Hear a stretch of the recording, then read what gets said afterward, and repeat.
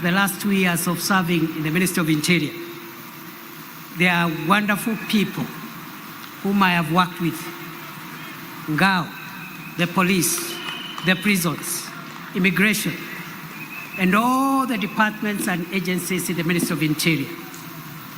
The little successes that we could have achieved, I attribute those successes to my colleagues. If there have been a few challenges, I take responsibility for those challenges. Your Excellency, with those many remarks, thank you very much for giving this privilege. And I now want to request that we be upstanding as we invite His Excellency President William Ruto to come and address us. Moja, mbili, tatu, ingine.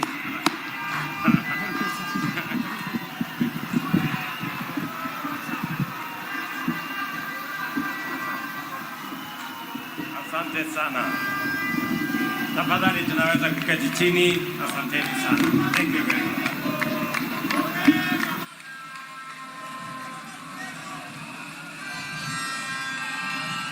Your Excellency, Abraham, KITHURE, Kindiki, Deputy President of the Republic of Kenya, Excellencies, Mr. Speaker of the National Assembly, Mr. Speaker of the Senate,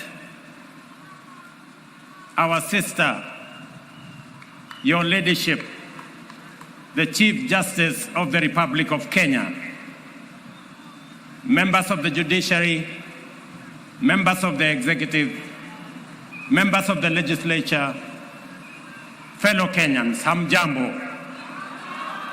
Hamjambo tena. Bwana Yesu asifiwe. Assalamu alaikum. Hebu mnisalimie hivyo hewani nione ndugu wa Kenya.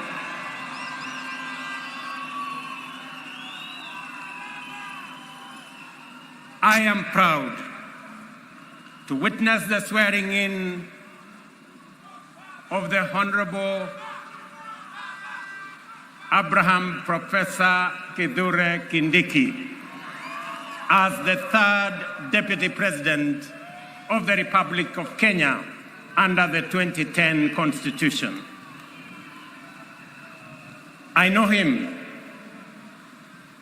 as a dedicated professional whose commitment to excellence has helped us overcome daunting challenges, and as a tireless public servant on the path of national leadership. Abraham is also a patriot whose dedication to cohesion, national unity, and inclusivity is beyond reproach, an effective champion of peace and stability, and across every part of our country, and a loyal steward of our bottom-up economic transformation agenda, whom together with many others, we crafted to take our country to the next level. Over the past 2 decades, I have had the privilege to witness Professor Kindiki's work as a professor, litigation lawyer, consulting attorney, senator representing Tharaka Nithi, majority leader of the Senate, deputy speaker of the Senate, the most recently as cabinet secretary.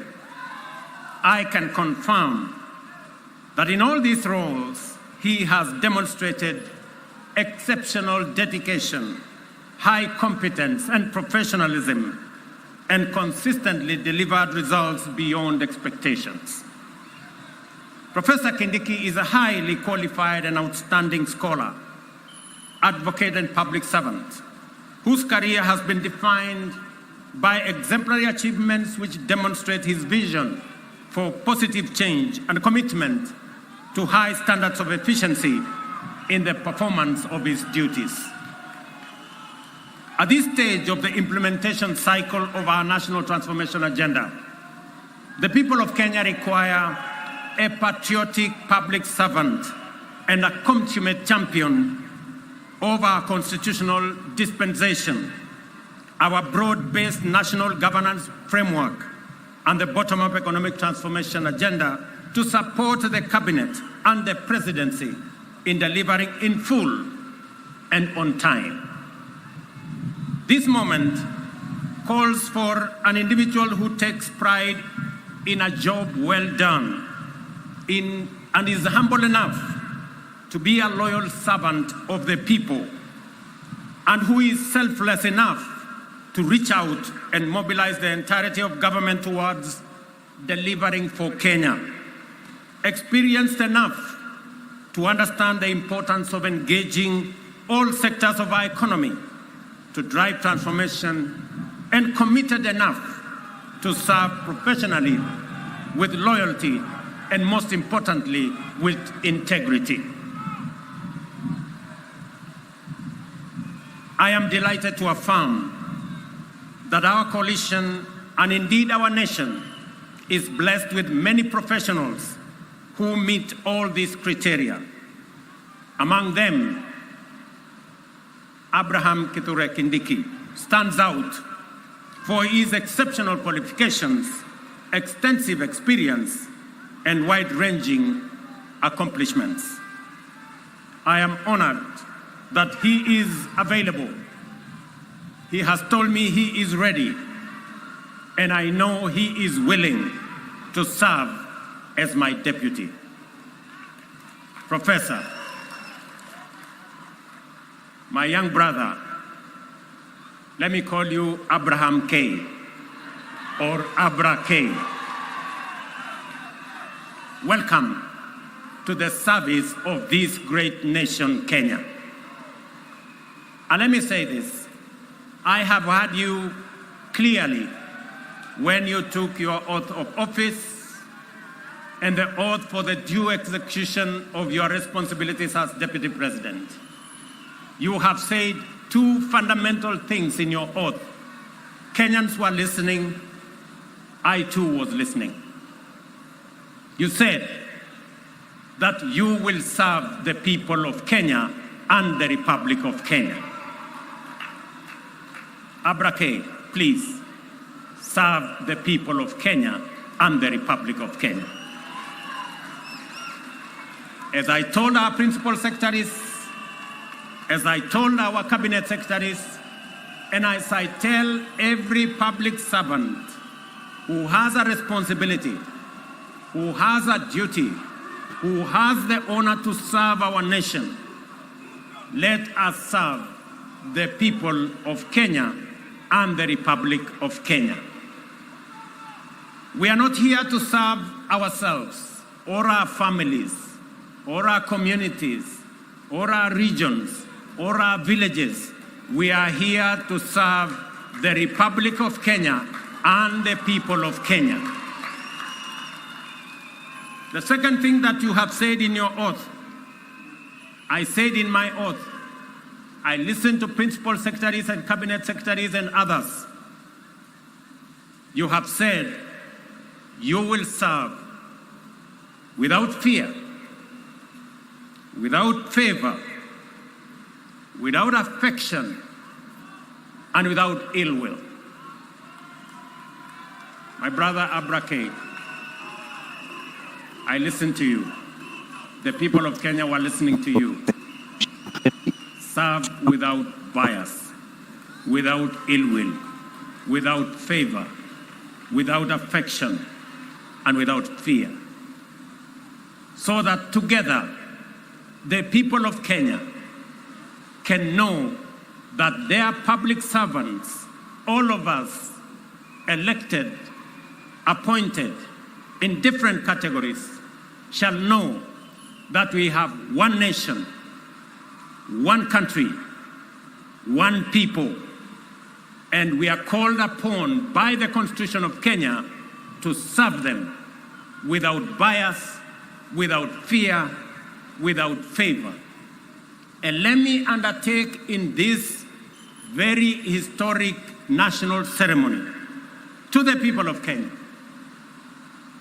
And I say this as MCAs listen to me, as members of parliament listen to me, as members of the executive listen to me, those in the judiciary and those in the executive, that the people of Kenya, it doesn't matter, those who live near our oceans, near our lakes, in our mountains, in our valleys, in our arid and semi-arid areas, they are one people, one great nation called Kenya. And I want to commit, pledge, and undertake that we will serve the people of Kenya equally, and no part of Kenya, no community in Kenya, no section of Kenya, no region of Kenya shall be left behind. We are going to work together. I say this to our representatives. Every MCA knows that they were never voted by all the people in their ward. Every member of parliament knows the same, that they were never voted by all the people in their constituency. And so does my friends governors. They know that not everybody in their county voted for them. But they also know that they must serve all the people, whether they voted for them or did not vote for them. Professor, you and me have the honor to serve the people of Kenya. And as I have said before, we will serve the people of Kenya equally, those who voted for us and those who did not vote for us. The government of Kenya equally belongs to all the people of the Republic of Kenya. Let me also say the following, because this is a very important occasion. To underwrite that our judiciary works, that our legislature works, and we will make sure that our executive works and serves the people of Kenya. I know that we've gone through a journey, but in this journey, we have affirmed to both ourselves as the people of Kenya, to our friends, and to the international community, we have affirmed that Kenya is a constitutional democracy founded on the firm foundation of the rule of law. We believe in freedom, and we believe in making sure that no Kenyan and none of us is left behind. Today we stand here as a people, united, peaceful, because we are a democracy. We believe in our constitution. We believe in the rule of law, and we are a free people, and we make choices. Let me also say this to all of us who are public servants. It doesn't matter at what level. To all of us, we are reminded on this very historic day that we serve at the pleasure of the people of Kenya, and we serve under the provisions of the law and the Constitution of the Republic of Kenya. And that none of us, irrespective of the office we hold, is greater than what our Constitution says. We must obey, we must submit to the law and to the Constitution, because that is what makes us a nation. Let me say this as I conclude. We have made stride as a nation. Today, our savings as a percentage of our GDP is growing. We have changed and we have transformed our education system. Today, we have more teachers. We just announced another 20,000 teachers. We have a new funding model that is student-based, which we are refining to make sure that no child in Kenya is left behind. My dear Professor Kindiki, I need your voice. I need your intellect to help me and to help members of our cabinet to profile the things we are doing, to speak to the things that we are doing. I have almost become a lonely voice in the executive, especially in the presidency, speaking about our projects, speaking about our programs, elaborating on what we are doing. You are eloquent, my brother. You are intelligent, my brother. I am confident that you will do that which I have missed for the last 2 years. I know you will.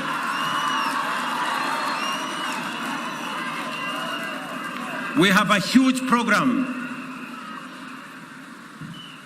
on university funding and higher education funding. We have a huge program that today our farmers across Kenya have access to fertilizer. We have a huge program on expanding our irrigation. We have a big program on what we are doing. We need your voice, and we need the voice of those of us in the executive to provide leadership and to see to it that indeed we achieve what we wrote into our Constitution. Today, as we wrote in our Constitution, Kenya Power has turned around and today is a profitable company. So is KenGen, because of the stewardship that we have put in place. My brother, our manifesto is elaborate. Our manifesto is transformative. We are implementing it page by page, paragraph by paragraph, chapter by chapter, because we have to transform this great nation, and failure is not an option. We must. We have a big program on rural electrification to connect close to 300,000 homes across Kenya. I need your support to the Ministry of Energy, who are doing a wonderful job in that exercise. We have a big program on markets across Kenya. We have a big program on housing across Kenya. Today, we have 160,000 people working in a housing program. By December, actually next month, we will begin to hand over the first 1,000 houses under our program. Under the program that will make ordinary people, Mama Mboga and Boda Boda, pay 3,000 shillings every year and access housing in the Republic of Kenya. My brother, let me tell you, our universal health coverage is underway with a bit of challenge initially, but now we are moving. And I want to tell the people of Kenya, we are going to transform this nation. And we have the team. And Professor, welcome to the team that is going to transform Kenya into a great nation that is going to make every Kenyan proud. Let me conclude by saying we have what it takes to transform the Republic of Kenya. And I am committed to making sure that whatever it takes, whatever decisions that have to be made, we will make them so that our nation can truly be transformed. As I talk to you, 10,000 young people are now engaged in climate works in Nairobi. We intend to take that in the next few months into 40 and 50,000 young people. And I commit to the people of the great city of Nairobi that we are going to clean the Nairobi River and we are going to transform it into a better, different causeway as we transform the city in the sun, the headquarters of the environment in the world, where we have UNEP in Nairobi. We're also going to roll out the program that will make sure that we tap into the private sector and make sure that we can work through public and private partnership to make sure that we roll out some of the urgent, important programs that are important for the transformation of our nation. Let me conclude by asking all of us, members of the legislature, members of the judiciary, especially our investigative institutions, to make sure that we ensure that public resources are used efficiently, effectively. I call upon the Office of the Director of Public Prosecution, the offices of the DCI, and the offices of the IG to work with the judiciary so that the corrupt can be firmly, decisively dealt with in the Republic of Kenya, and the citizens of the Republic can get their due in the expenditure of public resources. I know that of recent, we have seen incidences of our girls, our mothers, our women who have been murdered in cold blood. And let me say this, that the DCI and all the investigative authorities in the Republic of Kenya must stand up to these criminals, and we must deal decisively and firmly. And I want to ask us as a society to be careful with strangers, to be careful with people who lure our girls, our women into situations that compromise their security. But we must be on the lookout, all of us as a nation. This is yet another moment. This is yet another beginning. And I am confident that we are going to take Kenya to the next level. Professor Kindiki, as you and all know, there is much to be done to fulfill our commitments and set our nation on the path to prosperity. I expect you to embark on your duties with dispatch and zeal. I wish you success as you begin your service in the high office you have assumed today. May God bless you. May God bless your family. And may God bless our great republic, the nation of Kenya. Asanteni sana, Mungu awabariki, na tutasonga mbele pamoja. Asanteni. Naomba sote sasa tusimame wima kama ishara ya uzalendo wetu. Tumalizie kwa wimbo wa taifa. Wimbo wa taifa.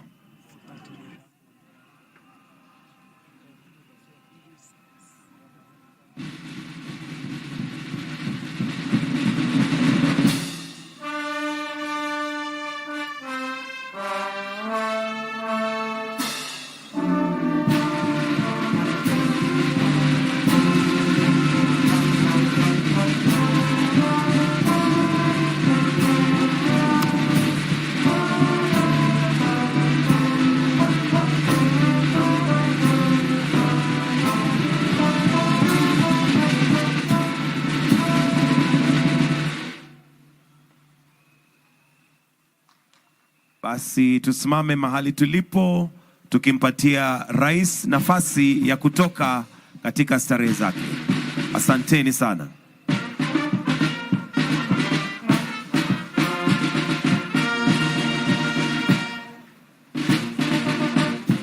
Tutamruhusu Mheshimiwa Rais aweze kuondoka na kisha Mheshimiwa Naibu Rais atafuata nyuma wakiandamana pamoja na viongozi wengine.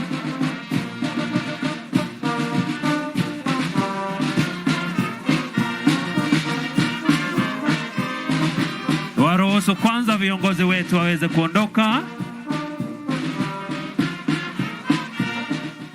Hayawi huwa.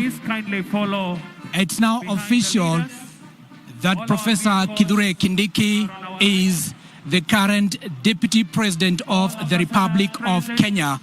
After he took oath of office, and of course he took two oaths, one being the office of allegiance to the President and the Republic of Kenya, and the second oath being the oath of office in the execution of the mandate under the office of Deputy President of the Republic of Kenya. And just to make sure that, just to wrap up what Kindiki said, he said, and he pledged his loyalty to the President in all times, and he said he will not let the President down. And he also thanked institutions that made this particular ceremony possible.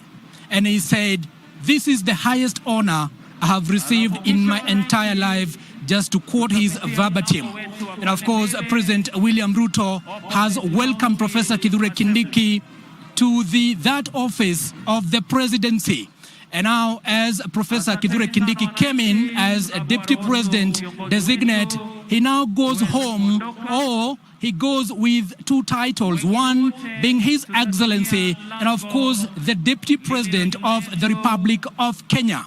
And Professor KITHURE Kindiki becomes the second Deputy President of the Republic of Kenya in the current Kenya Kwanza administration, actually within 2 years after the successful impeachment of former DP Rigathi Gachagua, who was dealt a blow yesterday by the High Court, actually by the Eric Ogola-led 3-judge bench that set aside the conservatory orders of the Kirinyaga, or rather the Kerugoya High Court, that had stopped the swearing in of Professor KITHURE Kindiki, and actually they made the path clear for him. And just hours later, or rather that today, this particular ceremony has happened, and that chapter has been closed. And whatever the outcome of the judiciary, or rather the courts, will be made maybe days or even weeks or even months or years later in regards to the impeachment of former DP Rigathi Gachagua, will be left to be seen what actually will happen regardless of that outcome. And in this particular event, President Ruto has asked Kindiki to make sure that the government will serve the people of Kenya and the Republic of Kenya. And he said, just to quote him, we are not here to serve ourselves, we are not here to serve our families, and not our community or our villages, but we are here to serve everybody. We are here to serve the Republic of Kenya. And those are live pictures of Kenyans making their way outside the Kenyatta International Convention Center after witnessing the momentous occasion right here in the Kenya's capital, Nairobi. I take you